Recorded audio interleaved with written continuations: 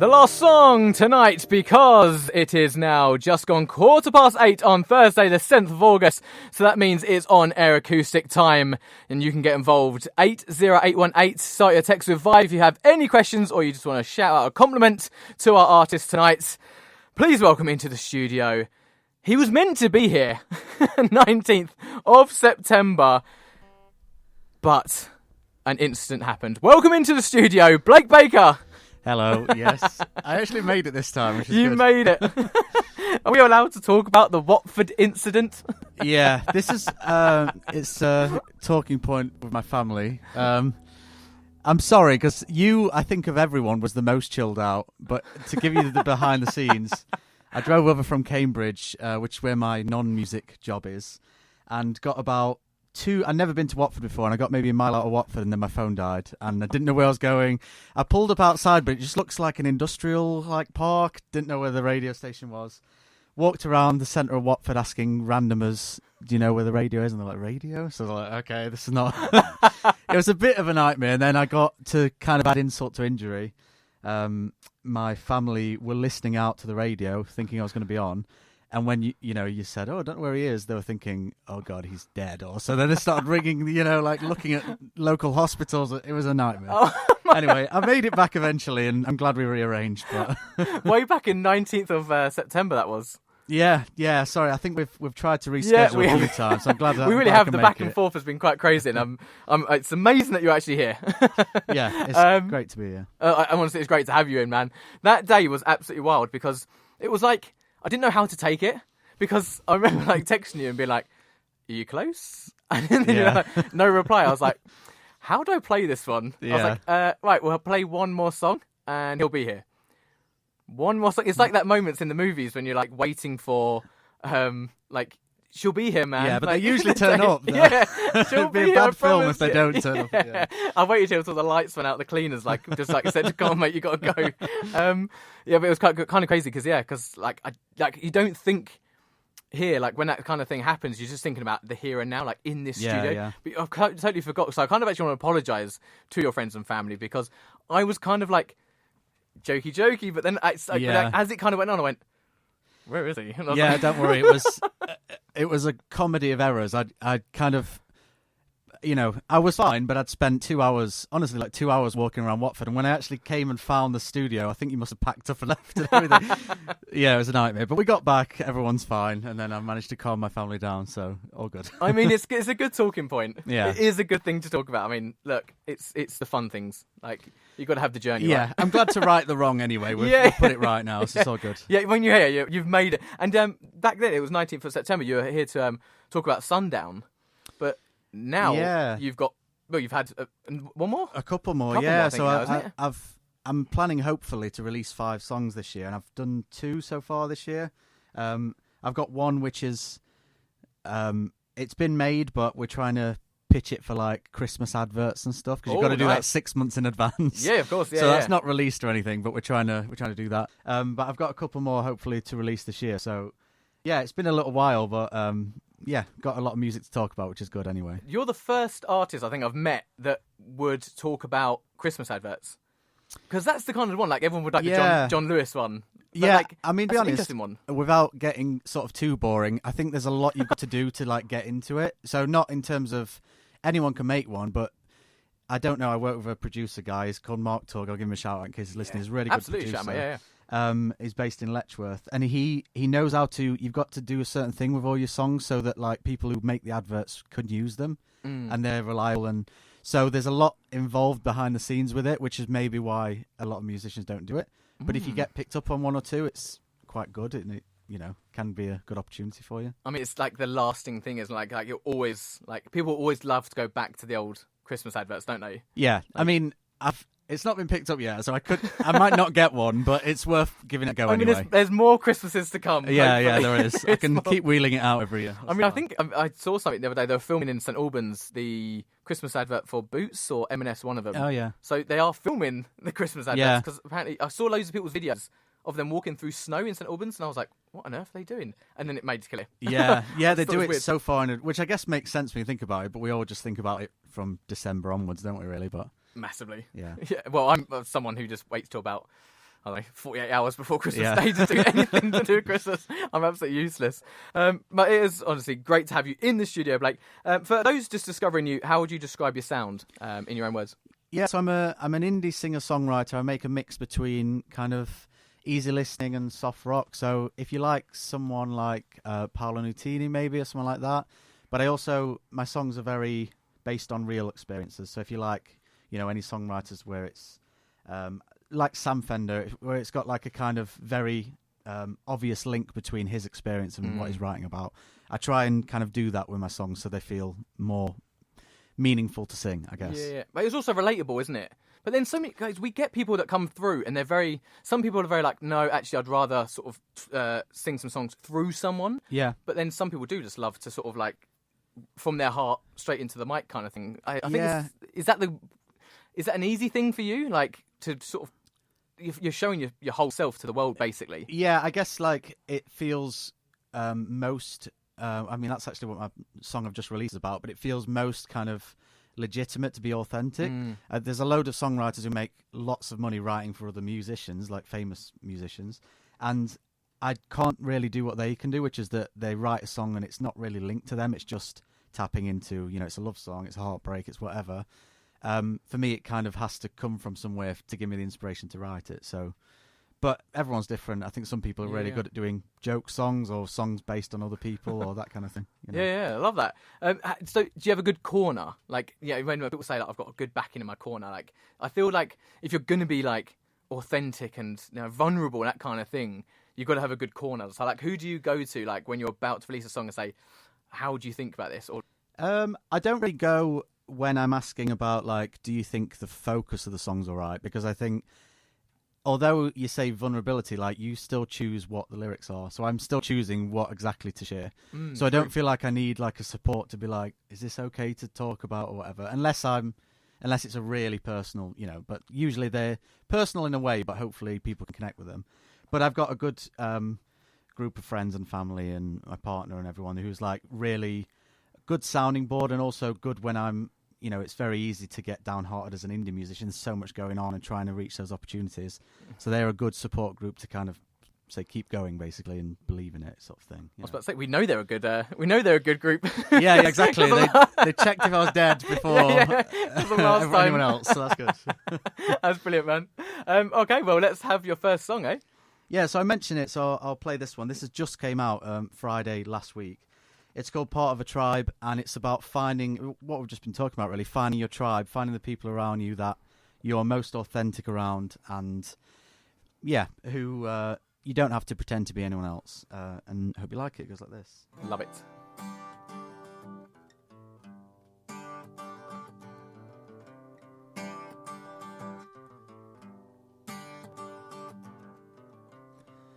You can't choose who you start with. You can't predict the end, no. You're never really living till you choose your friends. Nobody can do it alone. Anywhere for life.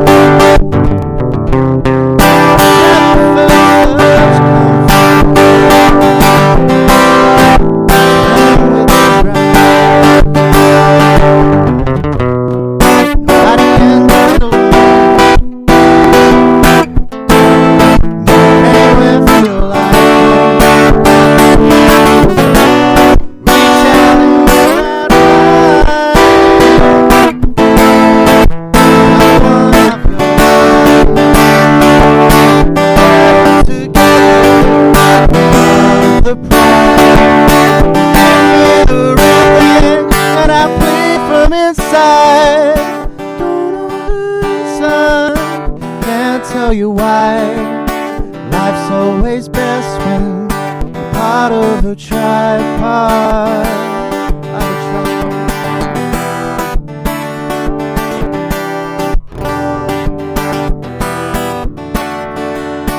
Better together, part of the pride.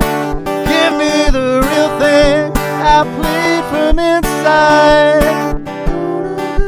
Son, can't tell you why.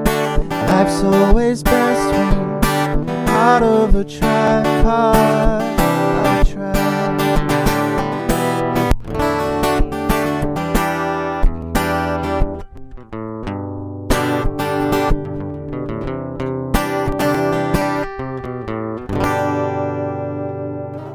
Man, you can play that guitar. Thanks very much. That's called Part of a Tribe. Love that, man. Yeah, I've been quite a big fan of that one, so I know that song quite well. It's in my playlist. So, yeah, it's one of those ones. I just love it, man. Part of a Tribe. It just seems so like, I don't know. I feel like everyone could like listen to that song and go, yeah. Yeah, I just like the idea of whoever you are, whatever kind of, I don't know, you, sorry to use the pun, vibe with. I guess like anyone can find their sort of group that they, you know, feel most comfortable with and you feel most authentic with. And I think for me it's quite suffocating being someone else. We all have to do it at work or school or whatever, where we kind of like have to take a different role. But being around those people who let you just be yourself, it's quite invigorating. So that's kind of where it came from. Nice. How did you like approach like the production and everything behind it? So I'm working with, just mentioned Mark, I'm working with a few producers at the minute, and they're both great. And one is kind of, I work with him for my more sort of indie-leaning stuff. And Mark's really good at tapping into the kind of heartfelt songs and just putting in enough instrumental sort of accompaniment that it kind of builds up more, but it'll still stand up if I do it live. So, yeah, it was just really nice. He's got a great kind of studio. It's basically out of his home. He's got like a separate nice, you know, shed sort of thing that's converted. And yeah, we just kind of got together, and I really appreciate writing a song where when I've got the basis of it, other musicians and producers can chuck ideas in and say, "Do you think about this?" And Mark's given me loads of useful ideas. So I think that kind of thing for me is most rewarding, because it ends up being a song that feels more polished in the end. Yes, you know? That's the thing. Like when it's like up and coming, like you've got to get it, like the polishedness of it, like it's just like, yeah, it blows my mind. Like it's just like, because I know what I have to do as a presenter, and like the things like I have to spend out for and everything, but like as a musician, like of course, like this is, you know, Acoustic, this is, there's no sort of like fake it till you make it here. We all have jobs. Yeah. So like to get like a decent producer, like how, like the way I want to sort of say it is like how to kind of go about it, because you've got to get it right. Because yeah, I mean, it sort of depends. I think it depends where you are in your artist journey, I guess, as well. Yeah. I've been releasing music for 5 years now, and Mark is basically, he's a musician too and a good friend. And the first song I ever recorded was one I'd written, and I sort of said to him, like, I don't know what I'm doing in a recording studio. And the great thing about that setup was it was very low key. It wasn't like you're paying every hour for the studio. It was just, we'll come round, record it, we'll do it till you get it, like you're happy with it. And I think over time you just kind of work out what works for you. And I was just mentioning, but I think a big thing for me, for anyone who's starting out in music, is like being open, like have your creative idea that you want, but be open to people giving you ideas that might change it, because sometimes they'll make the idea better, or they'll hear something that you might not have heard when you wrote the song. So that's definitely been useful with the few different people I've worked with, you know. Yeah, because that's where I was trying to get to, like kind of with that thing of like, it must be so nervy, like just building your like team. Like, yeah, that's what I'm saying about like getting it right. Like, because there's some people out there that will be a bit like overwhelming, bit, you know, headstrong and all that kind of stiff stuff. So as a new artist, it must be like walking into a studio, must be like, all right, here we go. Yeah, I mean, I guess I'm not like, I'm happy with where I've got to so far, but I'm not at the point where I've got the team that, you know, would be really expanded. But I guess a lot of what I hear about people that have got, you know, booking agents and managers and things are usually wait longer, and they'll seek you out rather than the other way around. Because if you seek them out, you can easily be taken advantage of, and that's the problem. You end up losing a lot of money and doing things you don't really want to do so much. And I think staying sort of authentic to the music you want to make and developing, and then taking those people on board is probably, for me anyway, the best route to that. See, that is a real great on-air acoustic tip right there. Like, do the work yourself, because everyone always just searches for like that record deal or that manager or that booking agent. Everyone always searches for it and think, well, when I get that, then I've made it. Yeah. But it's just not true. No, and obviously those people want to be able to make money from you as well. So a record company, for instance, like, you've got to, even if you sign with one, it's on the basis of a lot of, let's say, sub-clauses. You have to have made so many records and do X shows and sell this many tickets and whatever.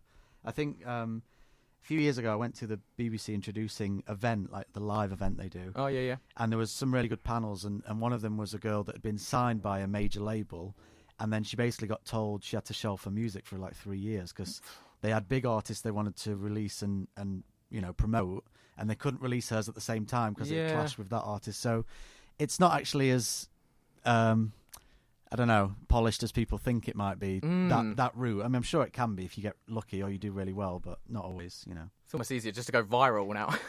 If you know how, let me know, because I do not know how to do that. But, Or get a Christmas advert. Yeah. Whichever one comes first. But it is crazy, like people, like, they just look at musicians and think, oh, they're so lucky, they're so talented, they get to do this. And it's like, this is why I created On Air Acoustic, to get these kind of stories out there, because it's just that person you're seeing, wherever it might be, the pubs, the clubs, the venues, wherever.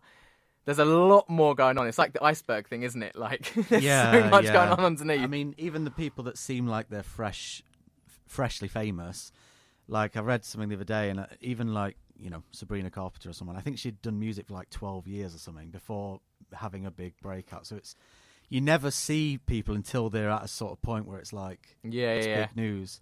And I also think talent's a bit of a lie. Like, you've got to constantly work at it, and even then, like, I've had some bad gigs. I know people that I'd consider being really good and they've been booed, or whatever. Like, it's not really a start to finish, that's it. There's a big kind of route in between. You got booed? Who are these people? But you know what I mean. Like, it's just like part of it. Yeah. It's just part. Yeah. If you're playing in a place that doesn't want music, they're not going to care what music you play. It's that kind of thing. So I don't mean me. I'm just talking about lots of musicians I know. Like, that's the experience. So it's not as cut and dry as like you go from nothing to everything. There's a lot in between. Every place has that drunken idiot. Yeah. Well, sometimes they're fun. Sometimes they're fun to play for. So Yeah, it might make good content, maybe. Who knows? Right, man. We've had part of a tribe. What's your next song? Yeah, so this next one's quite an old one, but it's still one of my favourite songs I've written. It's called Sunday Evening, and it's about not wanting to face the working week of Monday to Friday, so wanting just Sunday evening to last forever. So another relatable one. yeah, it's very chill. It's very... I wrote it on a Sunday evening before bed. Didn't want to go to bed. Didn't want to face the working week. Love that. Yeah, it goes like this. Nice, whenever you're ready.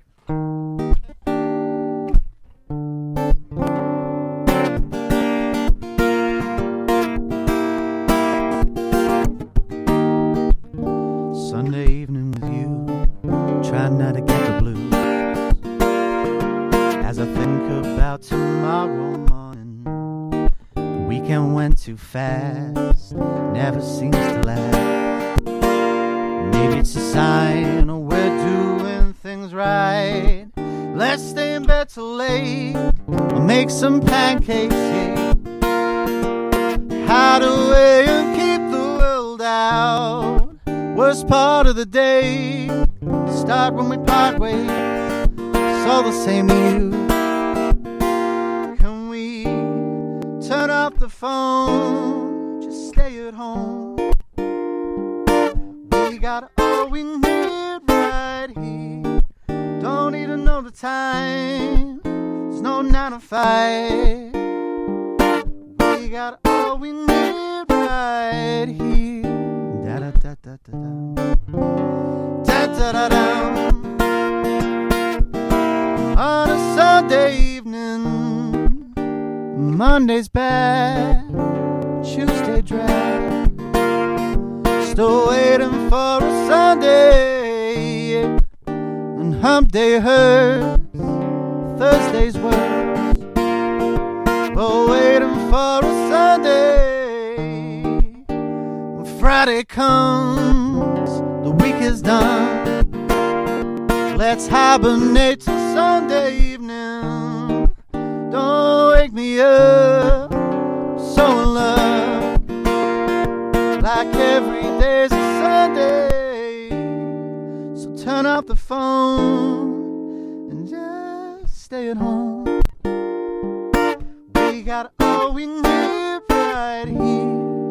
Don't need to know the time, no, there's no 9 to 5. We got all we need right here. Da-da-da-da-da. Da-da-da-da.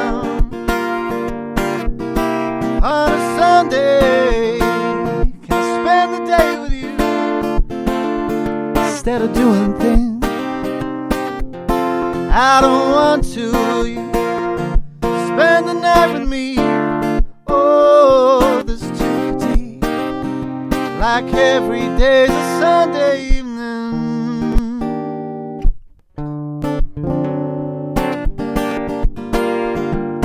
Every day's a Sunday.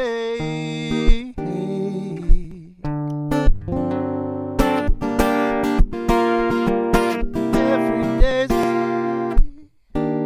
So turn up the phone, just stay at home. We got all we need right here. Don't need to know the time, no, there's no 9 to 5. We got all we need right here. Da-da-da-da-da. Da-da-da-da. On a Sunday.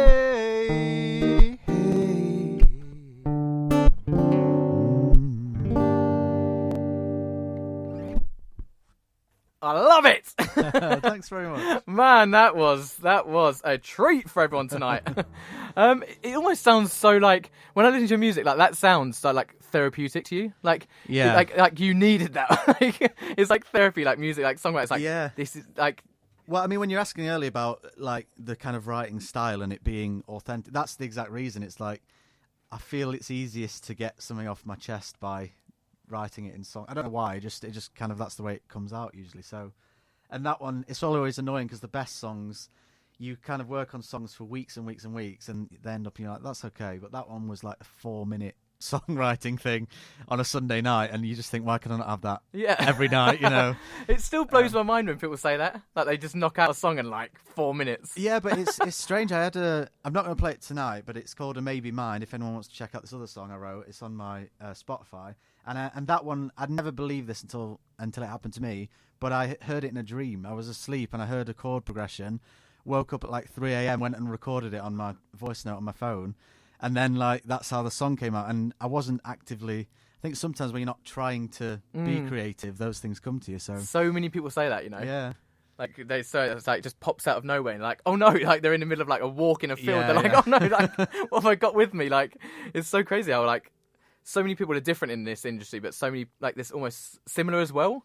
Yeah, I think you can kind of overforce it a little bit. If you're going into it thinking, I need to write a good song, I need this to be, you're going to overanalyze and everything you write, you're going to think that's rubbish. But when you're just relaxed, writing whatever comes to you, every now and then you'll come up with something you enjoy. So yeah, that's what I found. With that voice note though, at like 3 o'clock in the morning, like how, who are you living with at this time? Because it's like, you got to be like quiet, but then you've also got to get into your voice note exactly how you remember it, because in the morning you might forget it. So yeah, where were you when you were doing it? So I live with we're now engaged. We got engaged last week. Yes, 2 weeks ago. congratulations, Thank man. you. I live with my fiancée Heather, and she's very understanding. So yeah, it was like mine. So it was like going. We've got a separate room, which is our kind of like home working room, but also where I've got all my guitars and stuff. And so I went in there and try and be quiet, but I always, because I've got so many voice notes that may or may not become songs, I always kind of do a little note to myself at the start. I say, here's the idea, these are the chords kind of thing, and then hopefully I won't forget in 6 months' time when I look back at it. When you jump out of bed at 3 a.m, it's just like, oh no, here he goes again. Yeah, I think there's that. I think it's like, okay. I think it's something about a 3 a.m, because I do that. I randomly wake up at 3 a.m, and I'm like, I think I've got like the next best idea. Yeah. I'm like, I've got it. It's just like the witching hour, isn't it? You just get lots of energy and ideas for an hour, and yeah. My fiance like like rolls over, she'll just see like the light of the phone. I'm like hanging over the bed. I'm like, this is it in my notes. But I wake up in the morning and I go, no, I don't know what I was thinking about like 5 hours ago. Yeah, but you'll kick yourself if you don't record it. Exactly, because then you go, oh no, like the forgetting thing. Yeah. Because ideas for me like pop up like hiccups. Yeah. Seriously, they're just always there. And then like it's a bit of a nightmare because like when you're working, you're like, I'm just going to go for a wee. Exactly. It's like not. You're like in the cubicle, like writing down another idea. Yeah, and I think you've got to catch them because I mean, they might not work, but if you get one good one, you'll be happy you've done it. You know? Exactly. So. It's better to have it than not have it. Yeah. What comes first for you then? Does like a chord progression come first, or the lyrics come first? So yeah, I don't know what's more common, but for me certainly I write the music for at least the chords. A lot of the little melody bits. I'll know what keys and things the song are in, so I can write those afterwards. But the chords will come first. Then I can kind of hear how the words are going to land on them. I'm not very good at doing it the other way. I know Elton John's a famous example who like Bernie Taupin was his name, I think. Yeah. Sent him all the words, and then he'd add music to that. I couldn't do it the other way around. I'd find it really hard to put them together like that. But for me, like I hear the music, and I can kind of hear how words would drop on it without overpowering it. Yeah. But it's like that thing you're saying, like getting it off your chest is almost a therapeutic way. It's like because songwriting is basically like storytelling, isn't it? Yeah, I'd say so. I guess if you're pretty good at storytelling, like obviously we've heard your music, so yes, you are quite good at storytelling. So I guess it's quite easy to then pop it into a song, right? Or is it not? Yeah, I mean, usually I've got kind of two sets of ideas. So I've got a load of voice notes with chords on and chord changes and things, and then I've got written notes which are like either an idea of a topic of a song, like I want to write about this generalized idea, or I'll have like the beginnings of lyrics and things, and then I'll put them together and expand them. But sometimes I try and combine the ideas and it doesn't work for whatever. It just doesn't feel like it works, and then occasionally they'll work together. It's mad, isn't it? This industry, like this whole I love the creative process. Yeah, it's so cool. Like because there's some people just like keep it nice and simple, but then there's sometimes like artists get like this whole crazy way of doing it. It's just, I love it, man. I love learning about it. I mean, well, Luke's here with us, and he said he makes his own sort of electronic music, and again, that's another thing where you put it together in a completely different way, and it's all using a DAW and using kind of things that are made from MIDI instruments or similar, and again, I think there's so many ways of going about it, but I guess for me, like I've got two things I do as a musician which are like the most rewarding things, and one is as soon as I've written a song I really like, just like the chords and the singing, I'm really get a buzz from that. And the other one is playing a gig. If you get people singing back to you and things, I bet that's wicked. So those two things are like the highs for me, So do you write lyrics in mind of being on stage? Like, do you know when some people like say like a Freddie Mercury sort of does like, hey, or some people do that thing where it's like I don't know, like I try and tell a story, but then you're always looking for like a hook, they call it, which is like memorable. So I try and make my choruses simple enough that if people wanted to, they could learn them and sing along and things. But it's not really up to me to say whether that's worked or not. It's kind of but I've had a few people, friends, family, and then other musicians and things say they've had a few earworms after they've heard one of my songs. So that's a good sign, because you want to get something that you've played it and people keep thinking about the song afterwards. Well, it's the little positives, man. You got to take the little positives, especially in this industry. So that's what I kind of aim for, the little earworm that you kind of keep hold of after you've heard it. You're not one of these artists that go, right, guys, this is my song. When I sing this bit, you're going to sing this bit, or maybe not yet. I think like you've got to have a reasonable audience for that, in terms of like I've played good audiences, but often it's pubs and things where the music is like not the primary reason people are there, it's for the beer. So but if you play a big music venue and people have come and they've paid tickets to see you, then you've got a bit more of the crowd interaction where you can say, join in when I sing this kind of thing. So I've tried it at some festivals and things like that. Actually, just something just popped into my head there, like because on Air Acoustic for me is all about originals, so I don't have backing tracks, to have like covers, because I want to hear you. I don't want to hear someone else. But when you're in a pub, to kind of get the people on your side, say they're turning away from you at the bar and everything, do you ever put sort of popular classic songs like covers in there to get the attention? Yeah, well, that's my entire sets at pubs, because the paying gigs are wanting that, basically.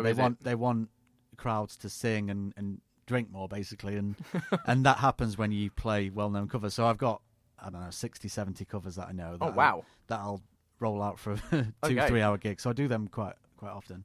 But getting the chance to play my own stuff is always nice because it's I wrote it, so it feels more like it feels more like my voice rather than my interpretation. Yeah, that is literally like this is exactly why On Air Acoustic was born, because I just didn't want to hear any more covers. I just want to find out this artist. Like, I've seen many in pubs. Like, we've all been to pubs, we've all been to venues and everything. That you see artists, but you don't know nothing about them. Yeah, and I don't like it when they walk off. I'm like, oh my word, there's a song like he wrote there, and I wanted to know more about that. And now I was like, right, I've got to get him in. Yeah, so occasionally, sometimes you have audience members and they'll ask for one you've written, which is nice, and I do that if they ask. But often, especially with the pubs, they'll kind of say, can you play upbeat things everyone knows? So you just do that. But yeah, it's still good. I mean, people sing along is still good fun. So. But what's it like when you get the drunken punter that walks up to saying, can you play this one?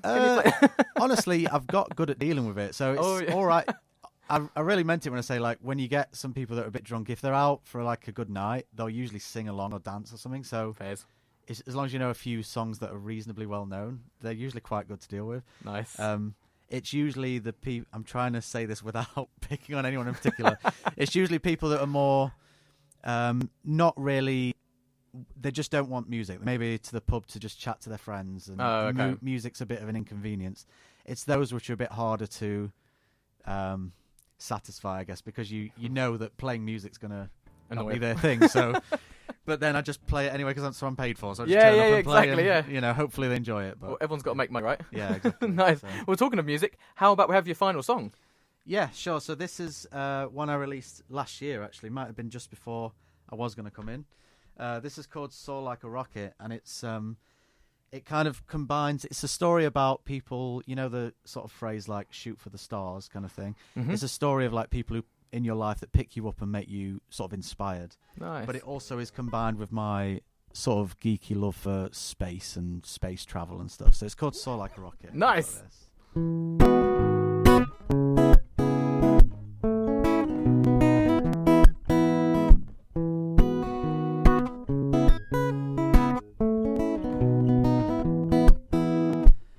Caught up in space and time, watching the cosmos flying by. I dreamt of places I'd like to be, but couldn't get there easily. And I've been aiming to reach the moon, with no countdown anytime soon. Overdue for my repair, till I saw you standing there. You were my torchlight in the dark, gave me the tools I needed to make a start. When you put me in your breast pocket, you make me soar like a rocket. Give me energy, you stock it. You make me soar like a rocket. When my fuel's running low and my flight path's out of control, you pick me up with your spirit, take my happiness to still it. You're my landing gear on terrains unknown.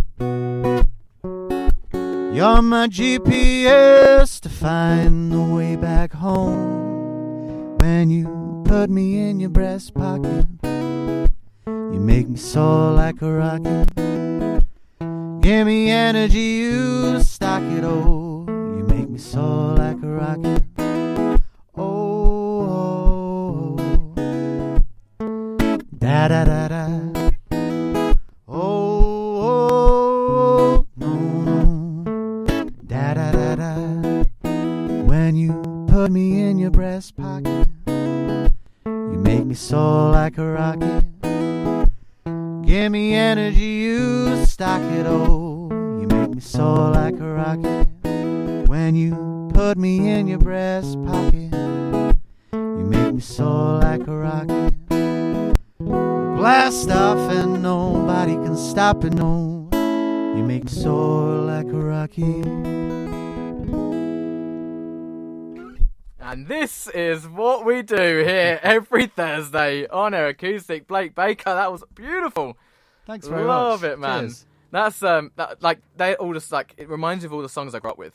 Oh, nice. Do you know what I mean? Like the Ben Howards. Yeah. Man. Like I just felt like, I just felt like I was back in like school again, like going nice. to those cheeky festivals. Yeah, like. it's kind of that sort of feeling that I'm sort of going for. So that's nice to hear. How did that one come about though? Because that is like it's a beautiful song, but it's like a very unique song. That's what I love about it.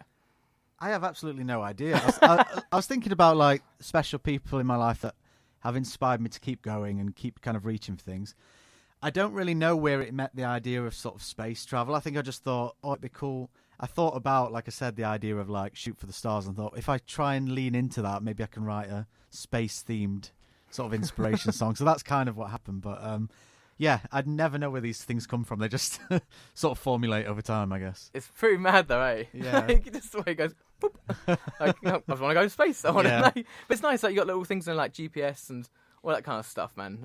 Yeah, I think it's just trying to. I guess that's part of being a songwriter, is like trying to say things in a new way. Like still, I'm sure there's a million songs about people that have inspired you to do things, but trying to put your own little spin on it that's a little bit unique. That's the hard bit. That's the thing you try and lean into. Talking of hard bits there, because like obviously like you're listening to like obviously like you've got a lot of inspirations growing up. That's why you probably wanted to be a musician. Yeah. How hard is it to kind of not sound like them and to actually go, oh, okay, I want to be Blake Baker now. Like, but I don't want to sound too much like. Do you ever get that when you start singing? You go, oh, that sounded too much like so and so. Oh, that sounded like. Yeah, kind of. I mean, I think you see it, and I mean this in a really nice way, but you see it a lot when you go to open mics where people have just started learning music, because they're learning a cover and will learn to sing like the artist. So they might put on like an American accent or whatever, and you can kind of. I think that's fine to begin with, but you have to sort of find your own voice. With the songwriting, I try not to listen to anything just before I'm going to write something, because it'll almost certainly come out as like that song. But yeah, it's hard to say with the like finding your own voice thing. I think as you get a little bit more confident, you kind of lean into this is what I sound like rather than.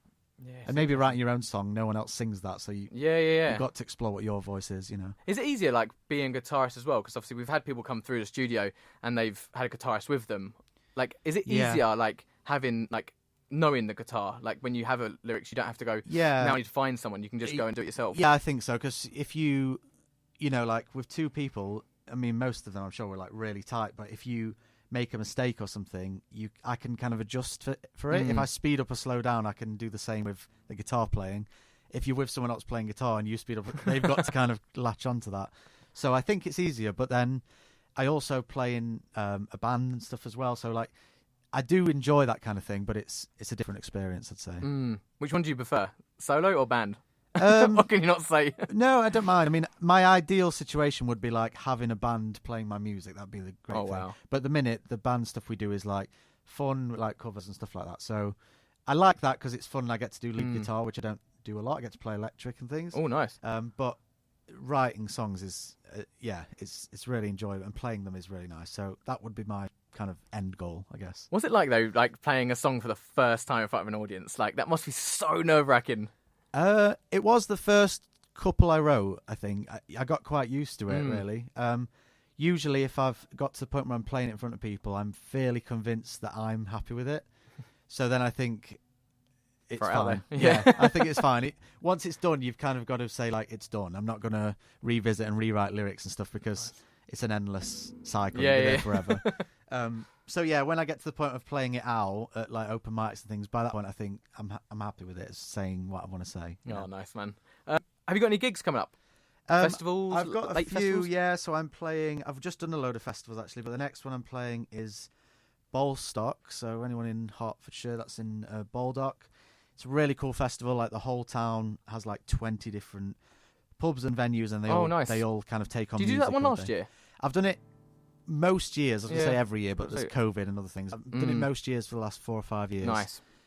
Really good. They raise lots of money for charity, and it's free. Like, all the venues are free. You can go and see loads of musicians. Love it. Hundreds of musicians over the couple of days.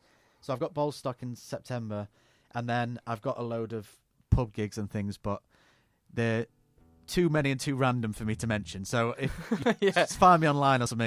Shout yourself out. Yeah. So I'm Blake Baker Music on all the social stuff, and if you want to come to a pub gig and join in with the singing, then I'll put all my things on there. Nice. How'd you find the whole social thing? As a musician, exhausting. You've got to be your own person. Yeah. Like, I'm finding out dude, like it's crazy. Yeah. Like, it's because you're like, I've got an idea for it, and then you just don't. I'm useless. I'm at that age now. Well, I find it really tiring because it's kind of like a lot of the more recent guidance is like when you've got to be your own marketing person. But I think I'm good at coming up with ideas for songs and doing gigs and things. But when it comes to like marketing and trying to aim at an audience and get their attention in a different way, I'm not great at that. It's really difficult to think. Because a lot of the musicians now that have built really good careers and maybe started out as being like a kind of comedian on TikTok, that kind of thing. Yeah. It's very hard for me to bridge that kind of gap. So, and I struggle with the not being authentic thing. So I've kind of got to like try and find some middle ground. But I mean, it's just the modern age, I guess. Yeah, it's got to do what you got to do. Yeah. Nice, man. Honestly, thank you so much for coming in. Like, we're out of time now. Massively thanks for coming in. No worries. It took a while.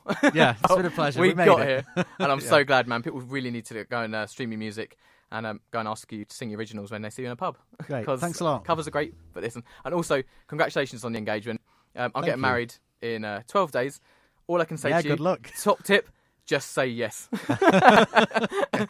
And just see which one they're leaning into. Do they like the green? Do they like the pink? If they're holding, just go, yeah. Just a few top tips. Actually, my fiance's listening, so better to go before I get in trouble. But yeah, cheers, man. Thank you so much for coming in. Cheers. It really has been a pleasure. Right, that is it for tonight, guys. Thank you so much for tuning in to Vibe 107.6 with me, Chris Lane, for another on-air acoustic.